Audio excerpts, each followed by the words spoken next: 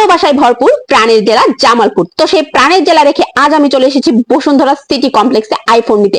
সঙ্গে আমার কুড়িয়ে পাওয়া সানগ্লাসটাও আছে। তো অনেকেই বলতে পারেন আইফোন নিতে মানুষ কক্সবাজার যায়, আপনি বসুন্ধরায় গেছেন। তো গাইস, কক্সবাজার গিয়ে আইফোন নেওয়ার দলে আমি নাই, ওইটা বড়লোকসদের বিলাসিতা। আমি গরিব, তাই সীমিত খরচে বসুন্ধরাতেই চলে এসেছি। তো বসুন্ধরাতে কিভাবে এলাম এটা জানতে পুরো ভিডিও চোখ কান খাড়া করে দেখুন। তো প্রথমে আমি ঘুম থেকে উঠে চলে এসেছি জামালপুরের গরিবের এয়ারপোর্টে। সেখানে লাইনে দাঁড়িয়ে সকল অবহেলা, ঠেলাঠেলি, ভিড়াভিড়ি উপেক্ষা করে টিকিট সংগ্রহ করে তারপর উঠে পড়েছি গরিবের উড়োজাহাজে। তো উড়োজাহাজ থেকে অনেক ঝড় তুফান অতিক্রম করে এয়ারপোর্টে ল্যান্ড করে তারপর উঠে পড়েছি ঢাকার লোকাল বাসে।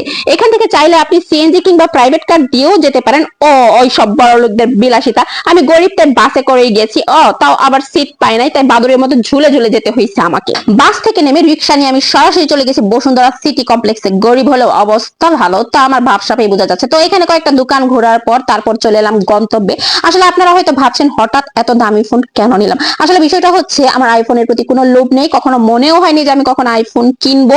আসলে আপনাদের ভালো কিছু উপহার দেওয়ার জন্য আমার মতো এই গরিব অধম আর এমন কঠিন পদক্ষেপ নেওয়া। আমার ভিডিওর কোয়ালিটি ভালো করার জন্য এইটুকু করতেই হলো আমাকে, না হলে আমার এত কষ্টের টাকা নিয়ে এভাবে ছিনিমিনি খেলতাম না। আমি বিশ্বাস করুন যে আমি কিনা একটা ড্রেস দিয়ে বছর পার করে ফেলি, একটা ড্রেস দিয়ে বারবার ভিডিও বানাতে আপনাদের কত অভিযোগ, সে আমি কিনবো আইফোন 16 প্রো ম্যাক্স।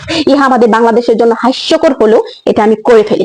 তো গাইস, ভিডিও দেখে বুঝতেই পারছেন এগুলো আমার জমানো টাকা। কোথায় কোথায় যে রেখেছি সেটা কল্পনাও করতে পারবে না। কত জায়গা যে পরিবর্তন করেছে এই টাকা, কত জায়গা যে ঘুরে বেরিয়েছে সেটা অবিশ্বাস্য। আর এতদিনে তিল তিল করে বড় করা টাকা কিভাবে অন্যের ঘরে চলে গেল। টাকাকে বললাম, টাকা এতদিন আমার সঙ্গে ঘর করেছো, এখন তুমি অন্য কারোর সঙ্গে পেতো ঘর। শেষবারের মতো একটু ছুঁয়ে দেখলাম টাকাগুলো। বিশ্বাস করুন গাইস, ফোন আমার বাজেটের চেয়ে বেশি টাকায় কেনা হয়ে যাওয়ায় আমি সেখান থেকে দেউলিয়া হয়ে ফিরে এসেছি। কেনাকাটা করবো বলে বাড়তি কিছু টাকাও সঙ্গে নিয়ে গেছিলাম, সেটাও আমার এই ফোনের মধ্যে দিয়ে দিতে হয়েছে। আশেপাশে এত কিছু দেখে আমার লতা মঙ্গেশকরের সেই বিখ্যাত গানের লাইন বারবার মনে পড়ে যাচ্ছিল।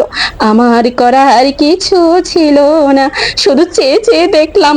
আপনারা হয়তো বিশ্বাস করবেন না, ফোন কিনে বাইরে আসার পর আমার হাতে ছিল মাত্র 30 টাকা। এই 30 টাকা নিয়ে এখন আমাকে জামালপুর ফিরতে হবে। ভাবা যায় কত হাস্যোজ্জ্বল মুখ নিয়ে বসুন্ধরা গেলাম, আর সেখান থেকে আমাকে রাস্তায় নামতে হলো। রাস্তায় ঝিলিমিলি বেলুন দেখে হাত দিয়ে ছুঁয়ে দেখলাম, কিন্তু নিতে পারলাম না, শুধু টাকা ছিল না বলে। দেখুন কেমন দাঁত কেলিয়ে কেলিয়ে হাসতেছি, কিন্তু ভিতরটা ফাটি যেতেছে একটা ঝিলিমিলি বেলুনের জন্য। আমার সেই বিখ্যাত গানটার কথা বারবার মনে পড়ে যাচ্ছিল, তোমাকে ছুঁয়ে দেখার সাধ্য দেখতে পাওয়া সেই তো ভাগ্য। আইফোন আমাকে কেমন করে পথের ফকির করে দিল, কেমন বিচার গাইস।